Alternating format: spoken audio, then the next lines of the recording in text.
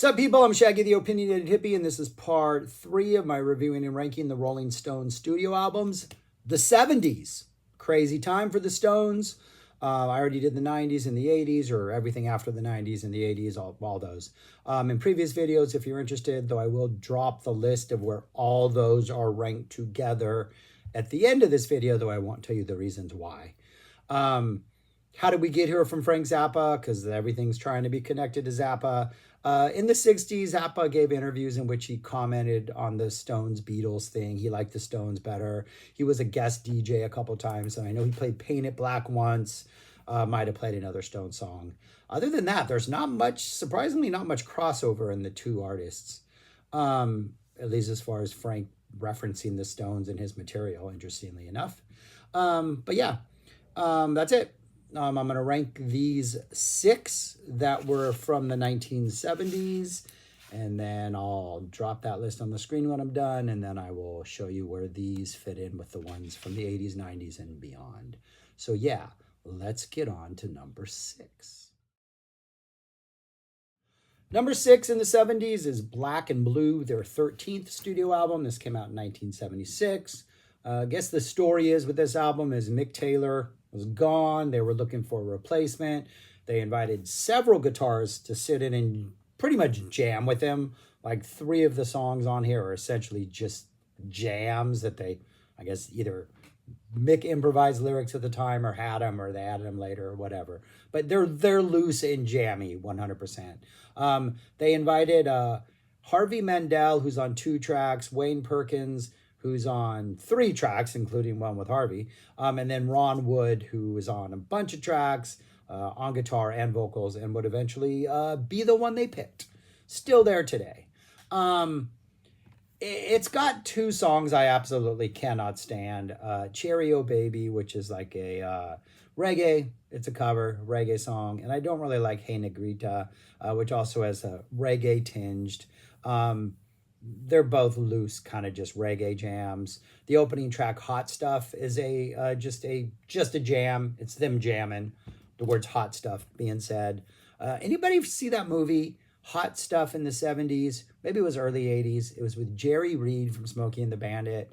Who else was the actress? Suzanne Plachette, I think, was the actress. Bob Newhart's wife, right? From Newhart. And they were like cops, and they were running like a fence fronting thing and trying to get people. I think they used Hot Stuff as the theme, or they re-recorded it as the theme. Yeah, I'm gonna have to find that out. What else? Melody is kind of a loose, jazzy, bluesy, some horns drop in, but very loose. Oh, feels like a jam, essentially. You got a couple... And then you got a couple songs which feel like actually written songs. Hands of Fate, which is a pretty cool, like Stones Rocker. Memory Motel, which is kind of a decent slow song. Maybe it goes on a little bit too long. It's like 7 minutes long.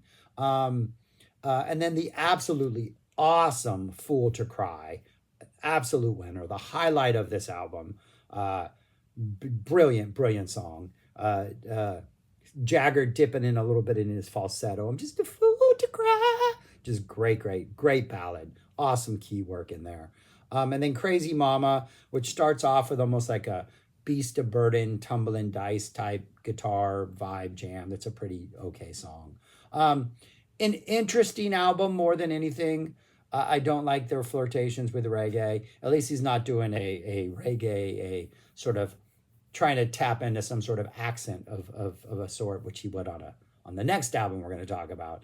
But still, interesting album. The jams are kind of cool and loose, kind of fun. But number 6 in the 70s, because there's some much better stuff coming along the way. But not including the next one. It's just a little bit better. On to number 5.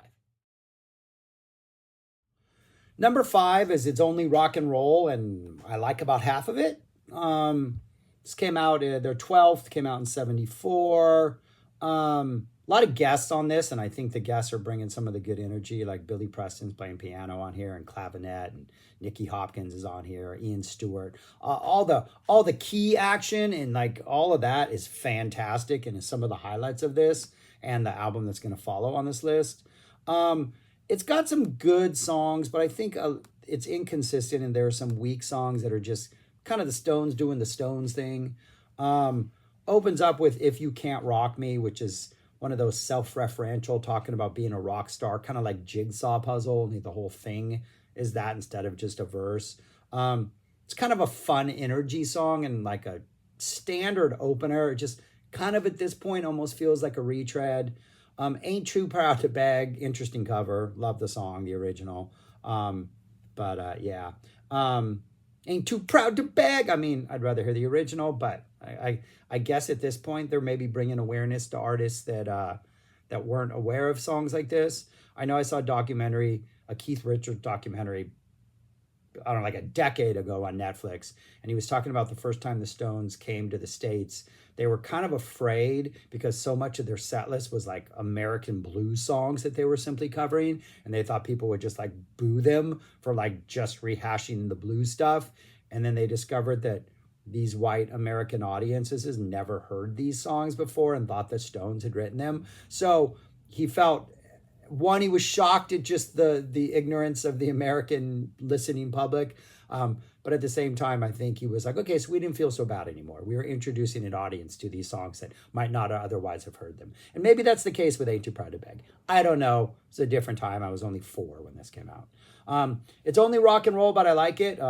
Somebody was listening to a lot of T-Rex. This is just a T-Rex song. And everything about this song screams T-Rex.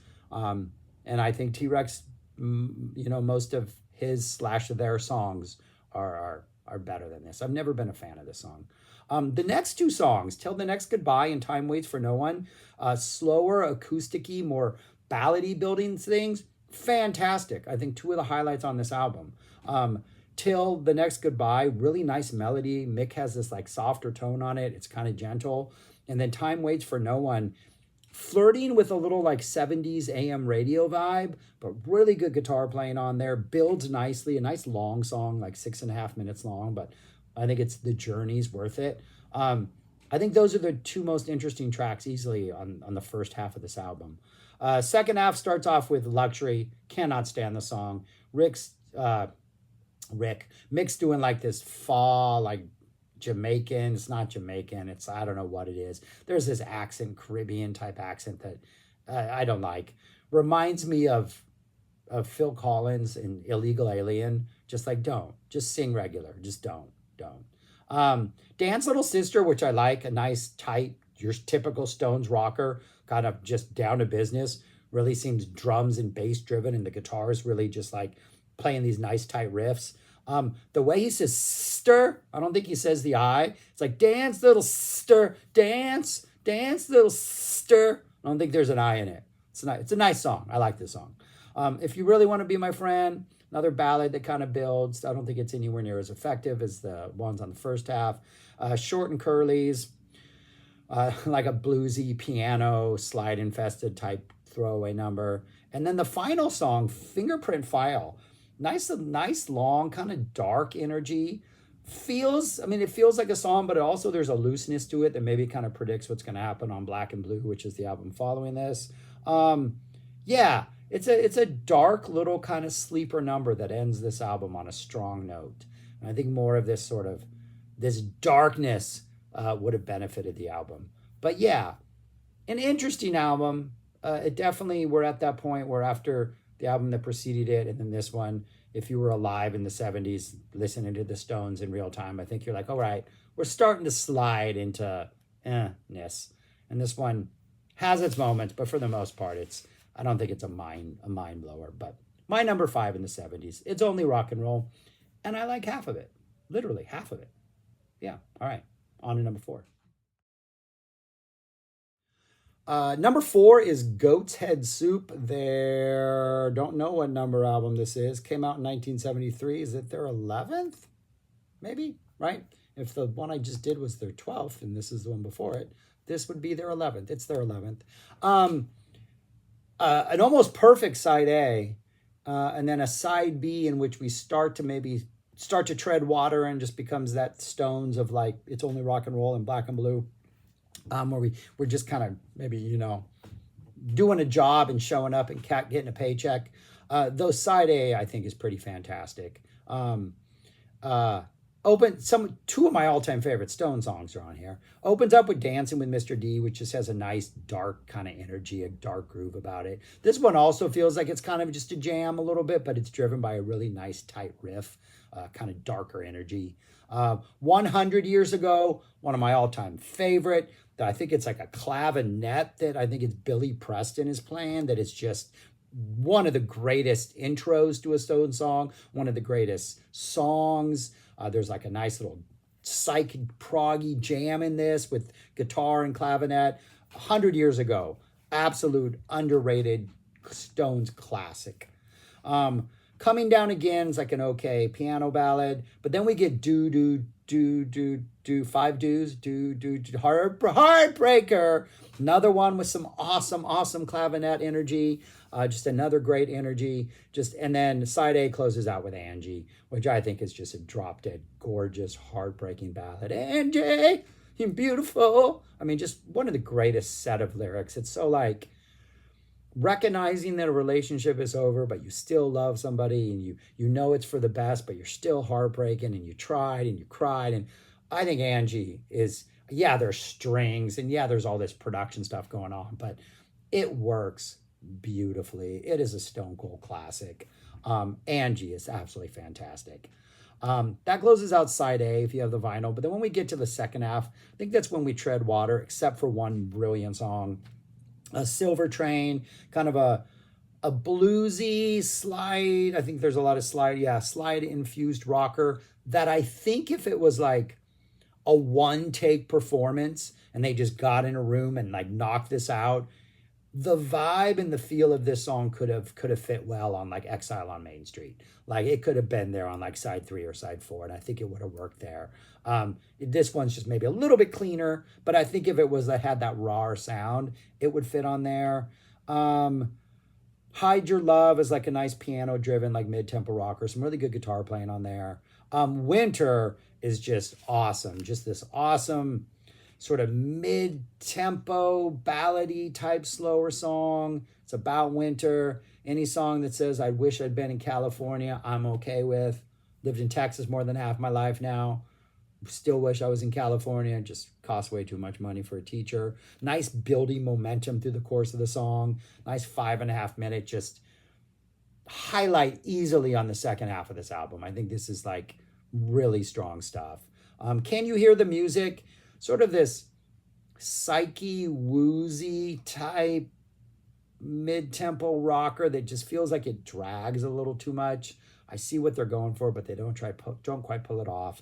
And then Star Star is like this Chuck Berry-esque rocker.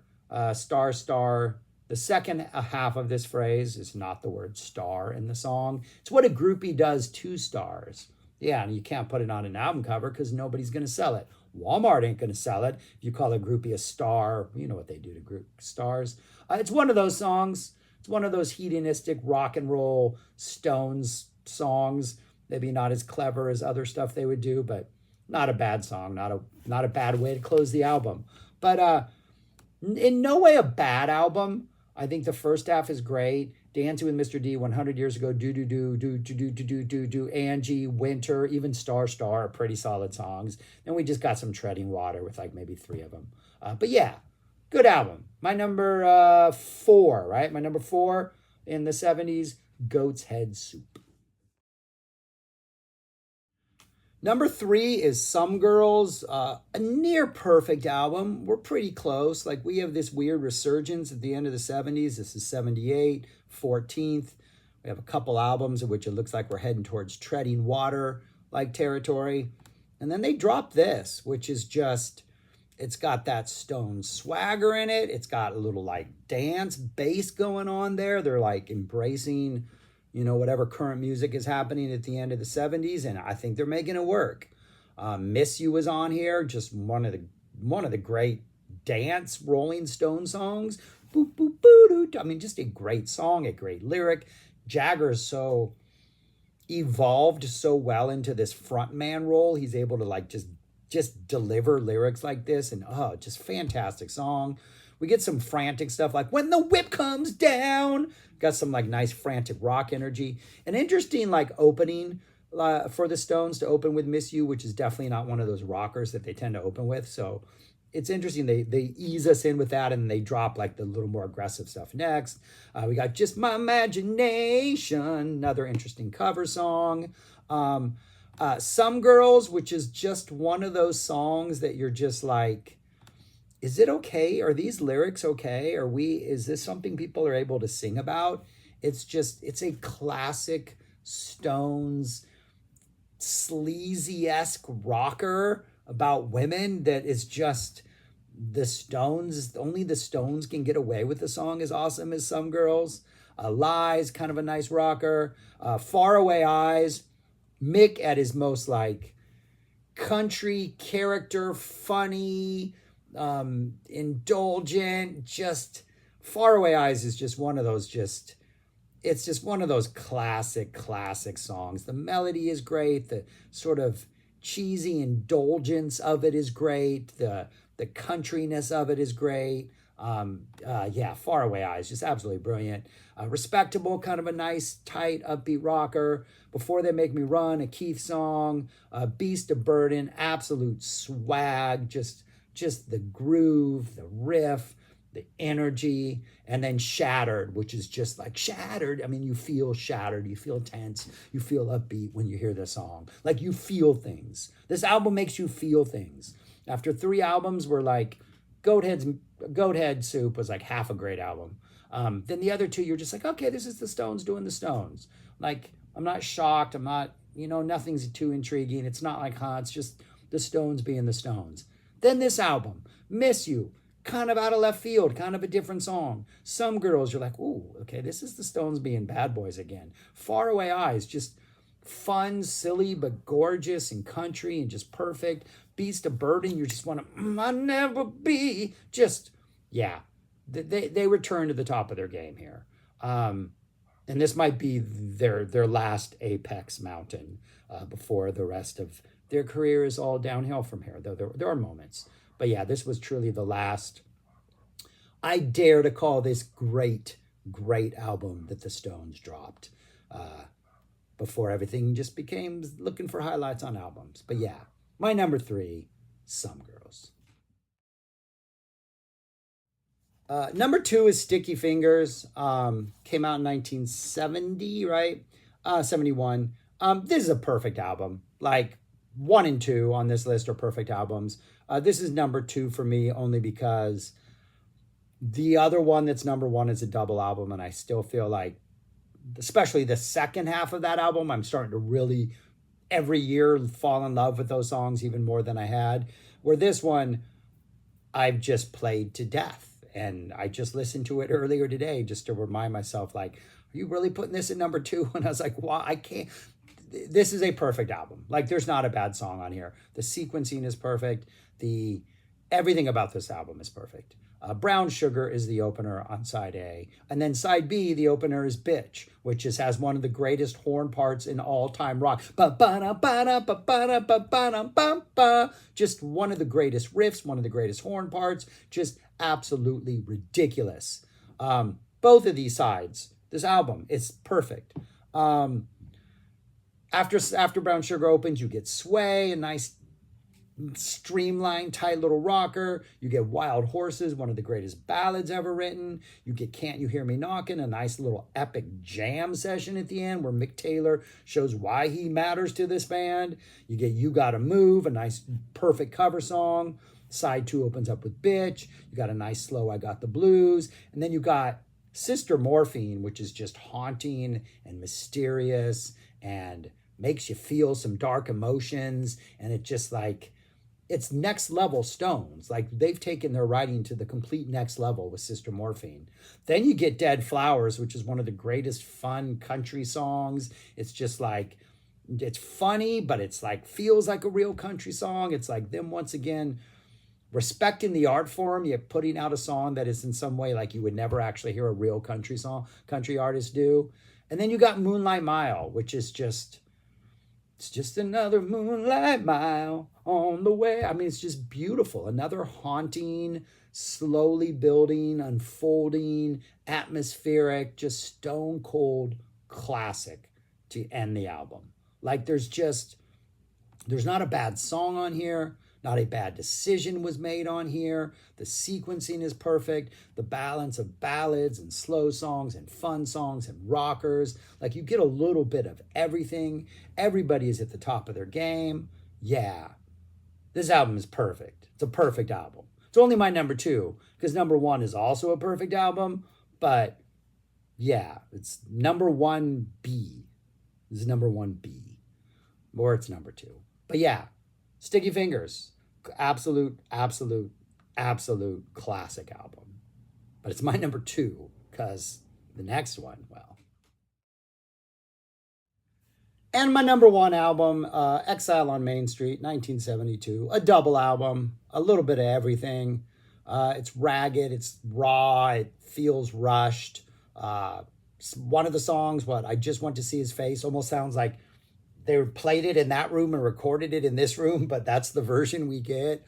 Some of their all-time greatest songs are on here. The opening Rocks Off, Tumbling Dice, which I admit I heard that first on a Linda Ronstadt album when I was like 5 or 6, but still might be the Stones' best song. Loving Cup, absolutely drop-dead classic. Sweet Virginia, the nice acoustic vibe. Sweet Black Angel, another nice acoustic vibe. Keith Richards' Happy. The whole last side of this album, which is like these all down the line, one of their most underrated rockers. Shine a Light and Soul Survivor closing it out, which almost harkens back to a little bit of a Sticky Fingers type moodiness, only it's the raw Exile on Main Street version of that atmospheric moodiness. Cover of Robert Johnson's Stop Breaking Down, Rip This Joint, just everything on this album. It's such a fun journey. It really has a rawness and an immediacy to it that it contrasts really well with the sort of studio enhanced perfection of Sticky Fingers. This is definitely sort of the flip side of that Stones experience. And I think where you fall on those 2 albums may be like what it is that you're looking for in the Stones. Both perfect albums, but I think they're both offering something kind of completely different. And as a double album, this is one of those where I think the first 2 sides, I know way more than I know the last 2 sides, just because, listening to long stuff, your brain tends to tune out. And I think over the last decade or so is when the second half of this album I've really started to appreciate, especially that side 4, which is just another almost perfect side of music. But yeah, it's just absolutely perfect album. Great album. Fantastic. I keep looking at all the extra musicians who play on here, on all these Stones albums, thinking I'm going to find somebody who also played with Zappa, but I've yet to find anybody else who's also played with Zappa, which is a weird lack of connection there. But anyways, yeah, not easily. I went back and forth on this for a while. My number 1, Exile on Main Street, which is just like, yeah, it's a classic. That's my number 1. And that's what they look like in typewritten form right there. 1 and 2 are like 1A and 1B. And then 3 should be 2. Almost like, not 1C. It's not that good, but Some Girls is pretty good. Goat's Head Soup, I think, is quite a bit above It's Only Black and Blue. It's Only Rock and Roll and Black and Blue. But yeah, that's how I'd rank them. And then if I had to incorporate these into the final list, it looks like that. The 3 70s albums at the top. Tattoo You sneaking in there above Goat's Head Soup. Emotional Rescue jumping above It's Only Rock and Roll, Black and Blue. And then everything in the 80s down. That's what that looks like. The 16 I've done so far. All right. Yeah. All right. Let me know your thoughts on these albums, how you would rank them, all that stuff. We only got the 60s left, the exciting 60s left, in which don't know how I'm going to approach those early albums in which we have the UK versions and the US versions, but I'll figure something out. But yeah. All right. That's all I got. Thanks for watching. Subscribe, like, share, comment, please, as always, and go listen to the Stones, people. Go listen to the Rolling Stones. Greatest rock and roll band ever? Maybe, arguably, huh? Just what? I don't know. All right, peace. Talk to you later.